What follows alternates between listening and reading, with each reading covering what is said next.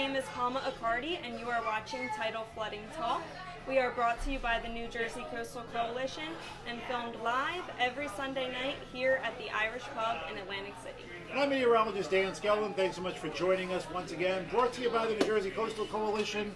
Every 7 o'clock, we are honored to bring you a different guest every week. And the gentleman sitting to my left and Palma's right is usually the one introducing me. He is Longport Media News Director, curtain call host, Atlantic City resident, and Jersey Storm connoisseur David Spatz. David, thanks for being here. Dan, this is fun. Palma, this is great. How'd I do on the intro? I mean, you're so good at introing. I feel like I didn't bring my laptop or my tablet, so I'm just here with a beer. I'm allowed to have. It's weird to see you drinking. I know. I know. Well, because you don't see me usually outside of the studio. Right. So. Well, this is the place to do it. Yeah. If you're going to drink, you might as well come to the Irish Pub, right? Yeah. So as always, we are live every Sunday night at 7 o'clock. You can listen into the conversation live on Facebook. Of course, the entire live stream will be posted again, and you can rewatch. Reruns are infinite here on Tidal Flooding Talk. And we talk about issues, about resiliency, about storms, about flooding, that affect residents and visitors along the shore. And as always, Palma leads us off with the first question. So, David, you started your career with the Press of Atlantic City. I did. Could you tell us how that was? Yeah, I was a general assignment reporter. I finished college, but I didn't graduate. I finished going to college and didn't know what I wanted to do. But I'd always been a writer. So I thought, well, let me go get a job at the Atlantic City Press for a year and figure out what I want to do with my life. And that was in 1974. I've been writing ever since and expanded to television and radio and never looked back. And you've covered, one of the biggest news stories, really, any season of the year in South Jersey is weather. I'm not the only one that talks about weather all the time. It's a popular topic. You're the one with Jersey. the epaulets, though. You got the credentials. Well, we love talking weather here at Tidal Flooding Talk. What was the first storm you remember along the shore as a resident growing up, and that kind of said, oh wow, we're vulnerable to storms here in South Jersey. Two storms: Hurricane Donna in 1960 and the March storm of 1962. I was a kid then, and I lived in Wildwood. I was born in Atlantic City, but family lived in Wildwood. And that was when I realized the power of Mother Nature. And I was just fascinated by it. It was amazing. And back then, the prediction, the methods of predicting things like that were nowhere near what they were today. It was a little above. Let me see what it is, but that was they couldn't predict with any kind of certainty. Today, it's much different, and I've just been fascinated by weather. I'm a fisherman, I'm a boater, so. And weather goes hand in hand with both. Yes, it certainly does. It does. Now, during the casino boom right here in Atlantic City, you covered a lot of casino entertainment. Did you find that coastal storms affected casino entertainment? Yeah. If the entertainers couldn't get in, the shows were canceled. If the entertainers could get in, but the guests, couldn't come to Atlantic City from New York, Philadelphia, wherever they came from, then the entertainers had to go out and entertain 30 or 40 people. So, one way or another, coastal weather, especially flooding, affects everything in the Jersey Shore. And as a Longport Media, absolutely, I agree with you 100%. As news director at Longport Media, I know we have covered, and you specifically have covered, you've gotten us through Irene and the Derecho and Sandy and Jonas. What do you think the most important role is as a broadcaster, for say WOND Radio or any broadcaster, in communicating information to residents and visitors about the weather? Don't get people in a panic. Give them the accurate information as you have it, but don't scare them. And unfortunately, I've seen too many TV stations and radio stations, not in this market, but talking about storms in this market, to just commit unspeakable atrocities on their viewers by saying the things. boardwalk's gone. Well, yeah. I mean, just to pull up an example. Just to pull up an example, after Hurricane Sandy, someone said the boardwalk was gone, and I've told you before, I will not mention Al Roker's name here, but I mean, Al Roker on the Today Show stood there on live television and said, the boardwalk of my youth has been destroyed. And that was right after Jay Classy Jr. and I drove down the boardwalk from Ventnor all the way to Atlantic City. We got permission to get on the island, and our whole goal, because we broadcast live, was to tell people that boardwalk's fine. We saw a couple of signs that were blown off, and a shingle. That was it. Yeah, hype is something that, it's an enemy of the people. It's confusing, and it gets people overreacting for some storms, underreacting for others, and it's something that this market we try not to. Right. Well, other how do you markets find a balance? You don't want to scare people, but at the same time, they should be prepared. Just let them know what a meteorologist like Dan says, or what the National Weather Service is saying. They're the ones that, personally, I rely on 100%. And I don't use any other. We don't use any other forecasting services. So let people know. Don't panic them, but also don't downplay it either. Let them know this is what's happening. This is what's coming. The other thing that's important that I've found over the years, and I think you have too, probably, Dan, and that is elderly people who are living alone and are scared just hearing the word hurricane. Forget the fact that we've got one coming. They just hear the word hurricane and they get very, very scared because they're all alone. And I remember during Hurricane Irene, I remember, and it was the first airship I did solo at WOMD. And I remember at 2 o'clock in the morning, a woman calling in from Atlantic City, Chelsea Ice, and she was scared to death. What about how am I going to get out and everything? And I just stay where you are. You're not going to be able to get out. So just stay where you are, but you don't panic with it. What do you think is the most confusing? We talk about it all the time on the radio, minor, moderate, major, and I know we ask the question of guests all the time. Do you think residents understand that? Do you think when you say there's going to be moderate, or a meteorologist says there's going to be major, do you think residents of Chelsea Heights know what that means versus residents of Brigantine versus because every island is different. But do you think tidal flooding and the way we forecast and deliver the threat, is that well understood, or can that be improved upon from your view as a resident and as a news person? It can be improved upon by the people paying attention and saying, they say this all the time. Dan said we were going to get 20 inches of snow, and we only got 12.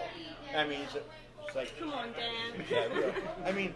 Yeah, some people, they maybe they don't want to believe what they're hearing. So they're saying, they're just trying to scare us to stay inside and everything like that. But we're not in the business of putting out false information.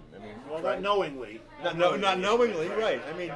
You've often said, on the air and off, meteorology is an inexact science. You can take it to a certain point, but then it's up to Mother Nature to decide what she wants to do. And ultimately, she makes the final decision. Our last guest was actually Tom Lemaine, which I believe you broadcasted with in anticipation of Superstorm Sandy. What was that like? Number one, Superstorm Sandy. I think Dan and I both agree on this one. It was Hurricane Sandy. Well, not officially. We call it that. I don't care. Is this a debate? It's a debate. It's an unsettled debate. Yes. But because you believe it was hurricane, and I believe it was hurricane, but for insurance purposes, it was labeled. Where did you learn in meteorology? Where did you learn that chapter on superstorms? Yeah, or post-tropical storms. Yeah. Actually, Sandy, when it was first named, was a Frankenstorm. Yeah. Because it was occurred before Halloween, so they actually called it a Frankenstorm, which actually was quickly reneged because it made light of a serious situation, and they didn't want to do that. So for a little while, it was a Frankenstorm. Now I like that one the best. I don't like either. I like hurricane, tropical storm, tropical depression, area of interest, or But I mean, Tom LeMay was a great guest last week, and I mean, a great broadcaster. well, the guy's 170 years old. You know how many hurricanes he's lived through? He's been through a lot of them, that's for sure. Now, what is the difference between a superstorm and a hurricane? Insurance premiums. Ultimately, that was it. I think 20 years from now, when they go back and look at Hurricane Sandy, officially it was a hurricane till 1 hour before landfall. And then it was downgraded to a post-tropical cyclone, which most people here probably don't know what that is. And then it came ashore. For residents, it was really good because it wasn't a hurricane making landfall. Therefore, the insurance rider, like the deductible, the hurricane deductible, didn't go into effect. So insurance companies were livid. Residents were, I don't want to say blessed because there was so much damage, Right. but they did save money. So I think 20 years from now, they're going to reassess it, look at all the data and say, you know what, this was a hurricane. By then, it's too late for the insurance companies to get all their money back, and there you go, you have a hurricane making landfall. But if you are in a bar, and like we are right now, and we go, when was the last hurricane to make landfall in New Jersey? Now let's ask this gentleman right here. When was the last hurricane to make landfall in New Jersey?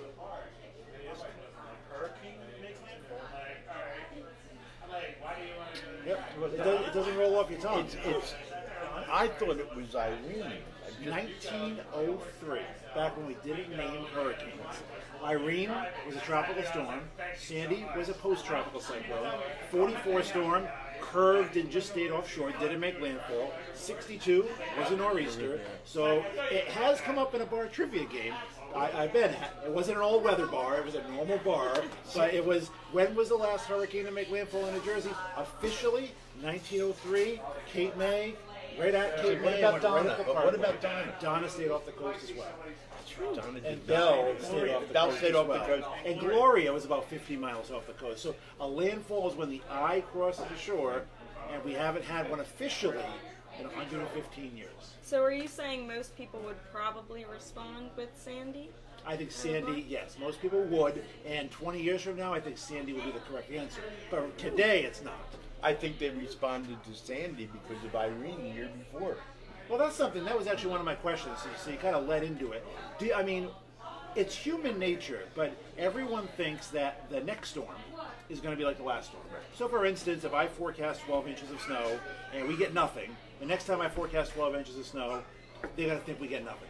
They don't believe you. You're only as good as your last forecast. Well, we forecast Irene to be bad, and it wasn't. Then Sandy comes along. The year later, we forecast Sandy to be worse than Irene, but people thought Irene was nothing. They don't know what they're talking about. Why do you, They blew it last year. how do we fix that? How do we fix that misconception with people's? Again, it's human nature. You can't fault them, but no two storms are alike. Every storm is different. And there is that problem. People didn't evacuate during Sandy that did evacuate during Irene, and it's a problem. It's a safety issue. I don't know what there is to do to fix that unless you can just gather everybody together and say, we have a little tiny brain procedure we're going to perform on you so that you will remember. You have to learn from the past, and you also have to learn that every storm is an individual storm. And there are no two, they're like snowflakes, right? No two storms, they may have the same wind or speed. episodes of Tidal Flooding Talk. Yeah. Two are alike. Yeah, right. Now, what do you think makes the Jersey coast so unique? You grew up here, you've worked here. What makes us so different? Weather-wise, or just what makes us different? Both. What makes us different? The fact that we can experience all kinds of weather. There are all kinds of weather events that can happen here. That people say, well, that's never happened here before. Well, okay, it hasn't, but it has now. So, nothing is ever, a certainty until it actually happens. I like the Jersey Shore because I like the way the weather changes. Now, Dan knows that I'm a real warm weather person. I like it hot and humid. Dan is the other side of the coin. Dan likes it a little on the I cool think Palma's side. probably siding with you. Yeah. No, believe it or not. All right. Fall, maybe Fall, spring. Okay. transitional seasons? Yeah. I don't mind fall as long as temperatures stay in the 70s and 80s and the tuna are biting, and we're fine. I don't go for the extremes. Okay. So, All right. What's the best part of your job? What do you like the most about Working with you. What's the real best part of your job? And the second, just every day is different. Every day when I come into work, I don't go in thinking, okay, I have to do this story, I have to do that story, because that if I was planning in advance, those would be feature stories.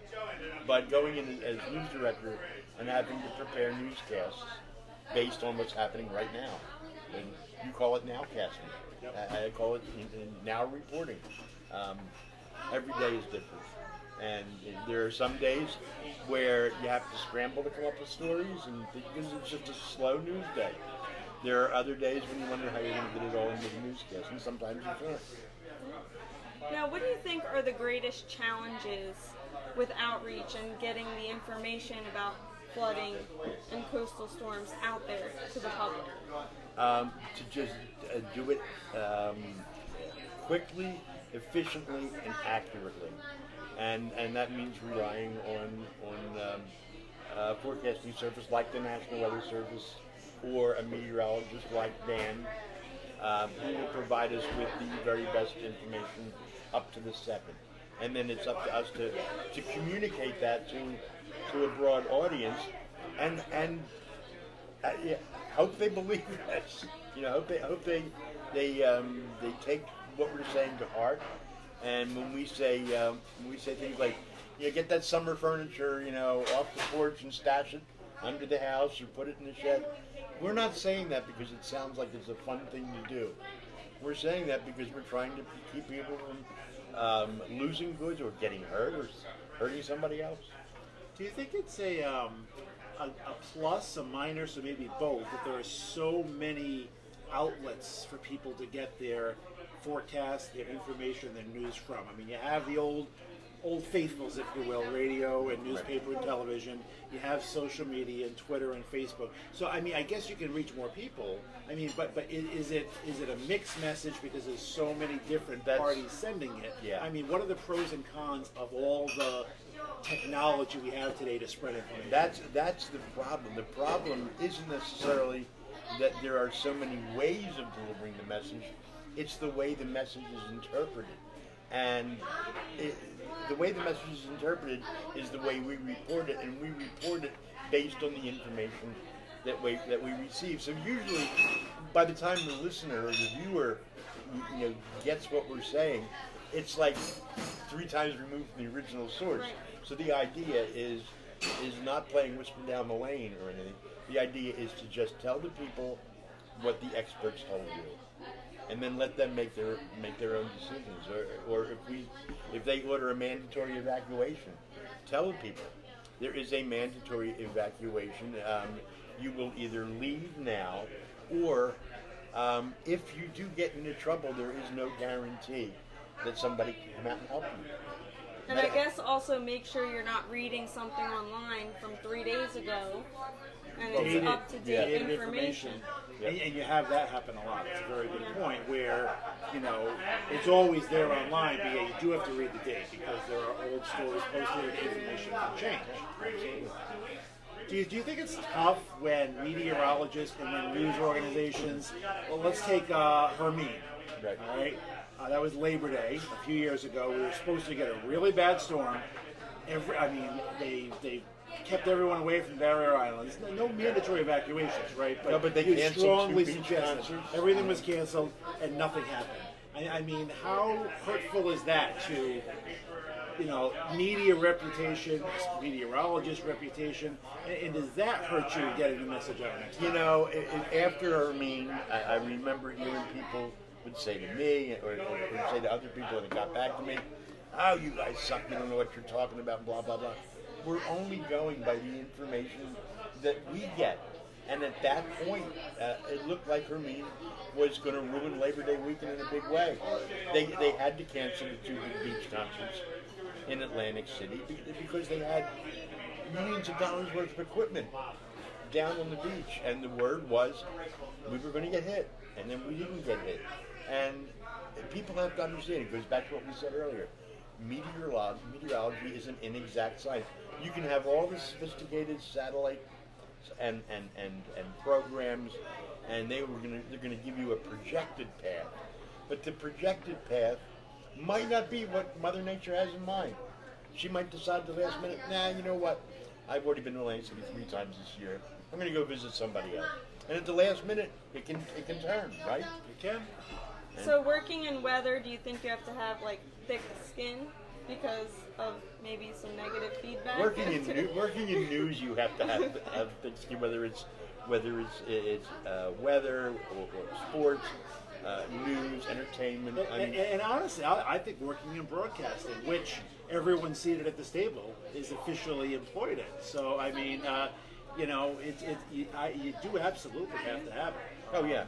Because people will tell you the good, but they will tell you the bad, and they're not afraid to. And with technology, there's more ways of doing it, right? Right. Oh, yeah. I mean, you get a bad review in a matter of seconds. You know, if you say something, they just get out their tablet or their phone and they're either texting or posting on a website or making some kind of a comment. Yeah, so yeah, you know real quick. Well, luckily Dan has a lot of nice followers. Well, there's a few blocked, a few not so nice, but I don't hear from them anymore. So, anything else you want to add? Now, I was going to read some comments from Facebook when my laptop battery died, so I'm going to respond to text comments. So if you have asked David or Palma and I a question, and I'm usually get so engrossed in the conversation that I don't look to the laptop as early as I should. So if you do have a question, Palma is usually better at me at many things, including going back and answering questions. So, but I'm going to get on there too. In fact, I'm working from 1 a.m. tonight to 1 p.m. tomorrow. So yeah, I'm going to have a lot of time to answer questions in that. So feel free to post the questions even though we're not addressing you in person. We are brought to you by the New Jersey Coastal Coalition. You could follow us on Facebook, Instagram, and YouTube. That's right. And usually, the audios of and the videos of these Tidal Flooding Talks are posted on those platforms. A couple days later, but they are posted. They are archived there for you as well. Every episode of Tidal Flooding Talk is archived on my Facebook page. And again, it's 7 p.m. every Sunday night, all brought to you by the New Jersey Coastal Coalition, nonprofit group. Really just there to educate, inform, save money, save property, save lives. All worthwhile, noble causes, right? Absolutely. And have fun at the Irish pub. As Mr. Spatz is doing right here. I think he's is he the first guest officially with a beer? Well, see, I don't want to put him on the spot. I didn't say it is not taboo at all. Okay, no, people are usually drinking before and after. And but after. I don't know about The problem is I started in this business when you couldn't drink on the air. So it's like I feel like I'm doing Take advantage of it while you can. I'm doing something naughty right now, but it's okay. Okay, David Spatz, the Longport Media News Director. You can hear him every day on South Jersey Edition Noon, South Jersey Edition Prime. At 6 with Dan. Yep, and then curtain call on the weekend. Curtain call Saturdays 1 to 3. That's the entertainment show, so I get to go back to doing what I've done most of my career. And let's come back full circle to Palma's first question. You also still write for the press, right? Yeah, I still write for At the Shore every Thursday. So you'll see a column, mostly casino entertainment, but every once in a while they'll say, why don't you sneak out to Millville or something and do a story on the Leroy Theater down to Cape May. Keep you on your toes. Yeah, they do that. And, I don't know. Well, we do want to thank you very much for being here tonight. The New Jersey Coastal Coalition and the Irish Pub would like to present you with this T-shirt. I didn't know that. I'd have worn this tonight and left the WOND T-shirt out. Thank you, Bob. Thank you. And again, any questions for David, feel free to just post them here, and I'll be sure he gets them as to, suggestions, comments as to how any of us can, improve our job as broadcasters. Thanks so much for being here, guys. My pleasure. Mr. Spatz, thank you. Dan, I will talk to you. Thank you, Palma. Pleasure to meet you. And good night.